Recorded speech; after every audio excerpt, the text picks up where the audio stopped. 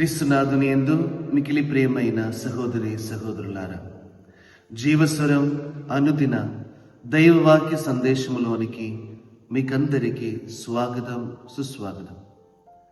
ఈ సాక్షాత్కార కాలంలో ఈరోజు మనము ధ్యానించబోయే సువార్త భాగము యేసు ప్రభు తన సువార్త ప్రచారము ఈ లోకములో ప్రారంభిస్తూ ఉన్నటువంటి సమయాన్ని గూర్చియు స్థలములను గూర్చియు మనము ధ్యానిస్తున్నాము.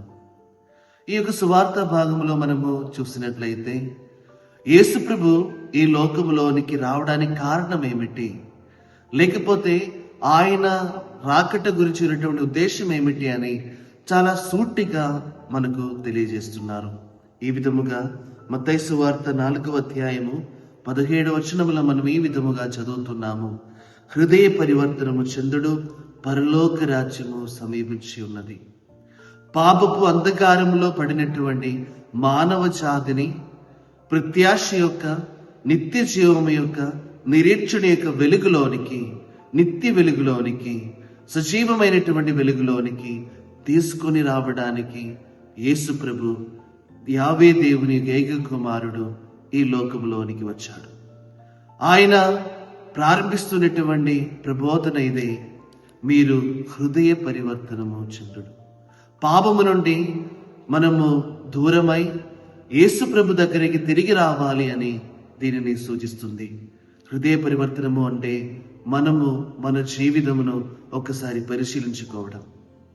మన జీవితములో మనము తెలిసి తెలియక చేస్తున్నటువంటి దేవునికి వ్యతిరేకముగా మనము చేస్తున్నటువంటి పాపము నుండి మనము తిరిగి రావడం, ఇదే హృదయ పరివర్తనం. మనకు దూరమైనటువంటి దేవుని సాన్నిధ్యం, మనకు దూరమైనటువంటి దేవుని ప్రేమ, మనకు దూరమైనటువంటి దేవుని గురించి ఉన్నటువంటి అభిలాష, దీనిలోనికి మనము తిరిగి రావడమై హృదయ పరివర్తనం.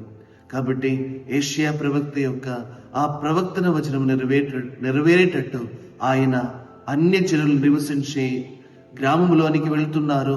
ఆయన గురించి తెలియనటువంటి గ్రామంలోనికి వెళ్తున్నారు.